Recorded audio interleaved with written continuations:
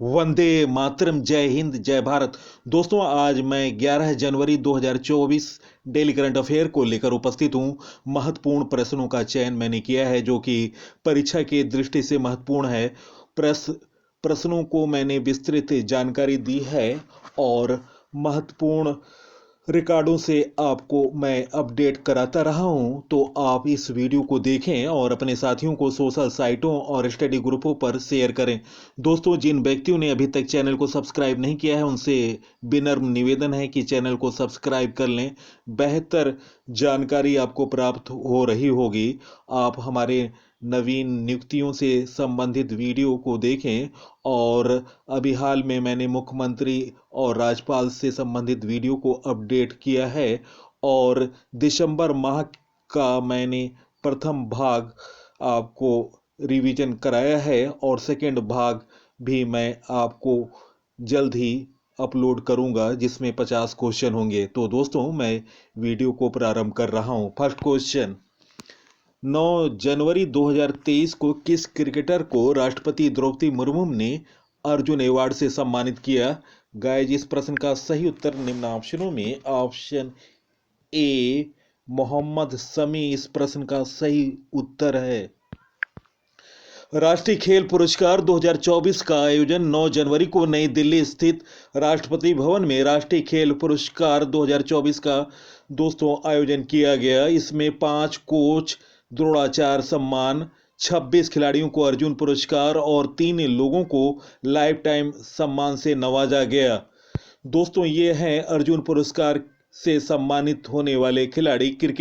Cricketer Mohammed Shami, para तीरंदाजी शीतल देवी, दृष्टिबाधित cricketer Ajay Reddy, तीरंदाजी ओजस प्रवीण देवताले, अदिति गोपीचंद स्वामी, एथलेटिक्स पारुल चौधरी और मुरली शंकर, मुक्केबाजी मोहम्मद हुशमैमुद्दीन, शतरंज आर वैशाली, घुड़सवारी में दिव्यकीर्ति सिंह और अनुष अग्रवाल, गोल्फ में दीक्षा डागर, हॉकी में कृष्ण बहादुर पाठक और सुशीला चानू, लान बाल में पिंकी, निशानेबाजी में ऐश्वर्य प्रताप सिंह तोमर और ईशा सिंह, कुश्ती में अंतिम पंघाल और सुनील कुमार, टेबल टेनिस में अहिका मुखर्जी, वुशु में नाओरे में रोशबीना देवी, कबड्डी में पवन कुमार और रितु नेगी, खो खो में नसरीन, स्क्वैश में हरिंदर पाल सिंह, पैरा कैनाइंग में प्राची यादव और दोस्तों मेजर ध्यानचंद खेल रत्न पुरस्कार 2023 से सम्मानित होने वाले खिलाड़ी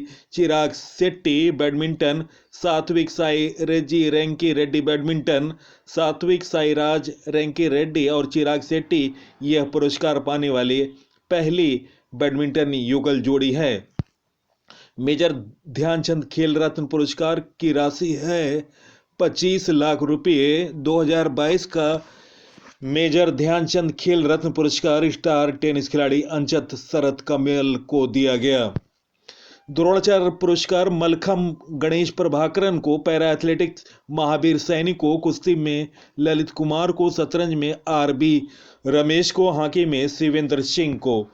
द्रोणाचार्य पुरस्कार आजीवन वर्ग में गोल्फ में जसकीरत सिंह ग्रेवाल को, कबड्डी में भास्करन ई को, टेबल टेनिस में जयंत कुमार पुसीलाल को। Maulana Abul Kalam Azad trophy 2023 Guru Nanak Dev university Amritsar overall विजेता रहा। लवली प्रोफेशनल यूनिवर्सिटी पंजाब प्रथम उप विजेता रहा और कुरुक्षेत्र यूनिवर्सिटी द्वितीय उप विजेता रहा। दोस्तों, राष्ट्रपति ने इन खिलाड़ियों को सम्मान से सम्मानित किया है, पुरस्कृत किया है। नेक्स्ट क्वेश्चन, अंतर्देशीय जलमार्ग विकास परिषद की बैठक कहां आयोजित की गई?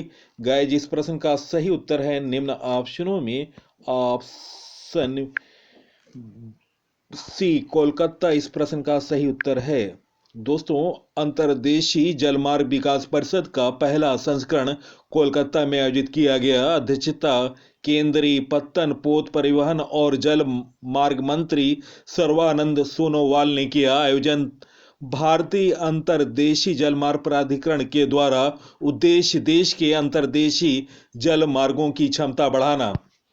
प्रमुख सम्मेलन दोस्तों COP 28 शिखर सम्मेलन दुबई में हुआ, विश्व निवेश सम्मेलन नई दिल्ली में हुआ, हेमफेस्ट 2023 सम्मेलन अहमदाबाद में हुआ, वैश्विक बौद्ध शिखर सम्मेलन 2023 नई दिल्ली में, G20 शिखर सम्मेलन 2023 नई दिल्ली में, 7वां अंतर्राष्ट्रीय धम्म सम्मेलन भोपाल मध्य प्रदेश में, ब्रिक्स शिखर सम्मेलन 2023 जोहानसबर्ग दक्षिण अफ्रीका में, G7 शिखर सम्मेलन 2023 जापान में, 43वां आसियान शिखर सम्मेलन इंडोनेशिया में आयोजित किए गए। तो ये रहे प्रमुख सम्मेलन के बारे में जानकारी।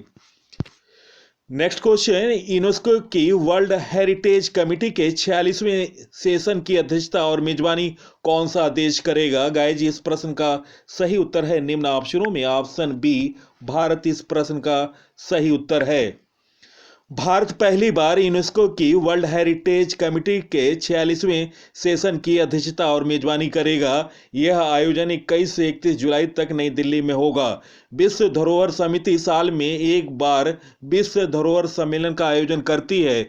किसी भी देश का कोई स्थल या संपत्ति को विश्व धरोहर की लिस्ट में शामिल करना है या नहीं, इसका फैसला यह समिति करती है। यूनेस्को में भारत के अस्थायी प्रतिनिधि हैं विशाल वी वर्मा। दोस्तों, हाल में यूनेस्को द्वारा शांति निकेतन पश्चिम बंगाल और होयसला मंदिर कर्नाटक को यूनेस्को विश्व धरोहर स्थल में शामिल किया गया। और दोस्तों, ये छवि है शांति निकेतन का। दोस्तों, हाल में यूनेस्को ने केरल के कोझिकोड को साहित्य के शहर जबकि मध्य प्रदेश के ग्वालियर को संगीत के शहर का नाम दिया है। यूनेस्को के बारे में जानकारी। दोस्तों, स्थापना 16 नवंबर 1945 में हुआ। मुख्यालय पेरिस फ्रांस है। महानिदेशक हैं आंड्रे अजालो। सदस्य देशों की संख्या 193 है और 11 सहयोगी सदस्य हैं। संयुक्त राष्ट्र की एक विशेष एजेंसी है यूनेस्को। इसका कार्य शिक्षा, प्रकृति तथा समाज विज्ञान, संस्कृति तथा संचार के माध्यम से अंतर्राष्ट्रीय शांति को बढ़ावा देना है। नेक्स्ट क्वेश्चन, गैब्रियल अटल किस देश के सबसे युवा और पहले गे हैं जो कि प्रधानमंत्री बने? गाइस, इस प्रश्न का सही उत्तर निम्न ऑप्शनों में ऑप्शन बी, फ्रांस इस प्रश्न का सही उत्तर है। फ्रांस में गैब्रियल अटल देश के अगले प्रधानमंत्री होंगे। 34 साल के गैब्रियल अटल फ्रांस के सबसे युवा प्रधानमंत्री हैं। उन्हें राष्ट्रपति एमेनुएल मैक्रोन ने प्रधानमंत्री बनाने का फैसला किया। गैब्रियल अटल ने एलिजाबेथ बॉर्न की जगह ली। गैब्रियल अटल अब तक शिक्षा मंत्री थे। वे LGBTQ+ समुदाय से आते हैं। फ्रांस के बारे में जानकारी। फ्रांस की राजधानी पेरिस है। राष्ट्रपति एमेनुएल मैक्रों हैं। मुद्रा यूरो है। दोस्तों, आपको बता दें 26 जनवरी 2024 को गणतंत्र दिवस समारोह 2024 में मुख्य अतिथि फ्रांस के राष्ट्रपति एमेनुएल मैक्रों होंगे। हाल में की गई अंतर्राष्ट्रीय नियुक्तियां, शेख अल अहमद अल जबर अल सबा कुवैत के अमीर बने। अब्दुल फतह अल सीसी मिस्र के राष्ट्रपति बने। डोनाल्ड टस्क पोलैंड के प्रधानमंत्री बने। एंडी रोजो एलिना मेडागास्कर के राष्ट्रपति बने। क्रिस्टोफर लक्सन न्यूजीलैंड के प्रधानमंत्री बने। ल्यूक फ्रीडन लग्जमबर्ग के प्रधानमंत्री बने। जेवियर माइली अर्जेंटीना के राष्ट्रपति बने। अनवर उल हक काकर पाकिस्तान के कार्यवाहक प्रधानमंत्री बने। दोस्तों, बोला अहमद टिनबू नाइजीरिया के नए राष्ट्रपति बने। थरमन सामुगतरानम सिंगापुर के राष्ट्रपति बने। पेत्र पावेल चेक गणराज्य के नए राष्ट्रपति बने। रामचंद्र पौडेल नेपाल के राष्ट्रपति बने। तो ये हाल में प्रमुख शासक अध्यक्षों की नियुक्तियों के बारे में मैंने जानकारी दी। नेक्स्ट क्वेश्चन, हाल में कितने सांसदों को सांसद रत्न से चुना गया? गाइस, इस प्रश्न का सही उत्तर आप इसको संसद कर लें। ऑप्शन, इस प्रश्न का सही उत्तर है ऑप्शन डी, 5। हाल में 5 सदस्यों को सांसद रत्न सम्मान के लिए चुना गया? तो इस प्रश्न का सही उत्तर ऑप्शन डी। इस वर्ष 5 लोकसभा सांसदों को सांसद रत्न से चुना गया। केंद्रीय कानून मंत्री अर्जुन राम मेघवाल के नेतृत्व वाली ज्यूरी ने इन सांसदों का चयन किया। इस पुरस्कार के लिए उन सांसदों को चुना जाता है जिनका काम संसद में बेहतरीन होता है। पूर्व राष्ट्रपति एपीजे अब्दुल कलाम 2002 से 2007 के पर इस पुरस्कार की उन्होंने शुरुआत की थी और इन्होंने सलाह दिया था। पूर्व राष्ट्रपति का कार्यकाल था एपीजे अब्दुल कलाम का 2002 और 2007। उन्हीं के सलाह पर इस पुरस्कार की शुरुआत की गई थी। संसद रत्न से सम्मानित पार्टी और नाम और पार्टियों के बारे में जानकारी जिन्हें संसद रत्न प्राप्त हुआ है। नाम है सुकांत मजूमदार, पार्टी है भाजपा, श्रीकांत एकनाथ शिंदे शिवसेना पार्टी से हैं और सुधीर गुप्ता भाजपा से, राम सिंह कोल्हे एनसीपी से, कुलदीप राय शर्मा कांग्रेस से। तो दोस्तों ये संसद रत्न से सम्मानित होने वाले व्यक्ति हैं। नेक्स्ट क्वेश्चन, राशिद खान का निधन हो गया, वो कौन थे? गाइज इस प्रश्न का सही उत्तर निम्न ऑप्शनों में ऑप्शन ए शास्त्रीय गायक। इस प्रश्न का सही उत्तर ऑप्शन ए। दोस्तों राशिद खान, सुप्रसिद्ध शास्त्रीय गायक राशिद खान का कोलकाता में निधन हो गया और उन्हें साल 2006 में पद्मश्री और 2022 में पद्म भूषण से नवाजा गया। राशिद खान रामपुर सहरसा घराने के गायक थे। नेक्स्ट क्वेश्चन दोस्तों, महत्वपूर्ण जानकारी, हाल में निधन हुए प्रसिद्ध व्यक्तियों के बारे में जानकारी। वेद प्रकाश नंदा, भारतीय अमेरिकी शिक्षाविद, नेता और अभिनेता विजयकांत का निधन हुआ। साउथ कोरिया के एक्टर लीन सुन क्यून का निधन हुआ। हॉलीवुड के प्रसिद्ध अभिनेता आंद्रे ब्रूघेर का निधन हुआ और अभिनेता जूनियर महमूद का भी निधन हुआ। अभिनेत्री आर सुब्बा लक्ष्मी का निधन हुआ। नोबेल शांति पुरस्कार विजेता हेनरी किसिंजर का निधन हुआ। सुप्रीम कोर्ट की पहली महिला जज फातिमा बीबी का भी निधन हुआ। अमेरिका की प्रथम महिला रोजलिन कार्टर का भी निधन हुआ। तो दोस्तों ये रहे हाल के दिनों में महत्वपूर्ण व्यक्तियों के निधन के बारे में जानकारी। नेक्स्ट क्वेश्चन, कैनरा बैंक ने कहां अपना डेटा एनालिटिक्स सेंटर लॉन्च किया गया? इस प्रश्न का सही उत्तर ऑप्शन ए बेंगलुरु। इस प्रश्न का सही उत्तर ऑप्शन ए। कैनरा बैंक ने बेंगलुरु में अपनी डेटा और एनालिटिक्स केंद्र डीएनए का उद्घाटन किया। यह नवाचार और सहयोग के लिए अत्याधुनिक सुविधाओं से लैस है। कैनरा बैंक की स्थापना 1906 में हुई। मुख्यालय बेंगलुरु है। गैरकारी अध्यक्ष हैं विजय श्री रंगन, एमडी और सीईओ हैं के सत्यनारायण राजू। नेक्स्ट क्वेश्चन, हाल में किसे सेबी का कार्यकारी निदेशक नियुक्त किया गया? गाइज इस प्रश्न का सही उत्तर option B G Ram Mohan Rao. इस प्रश्न का सही उत्तर ऑप्शन बी।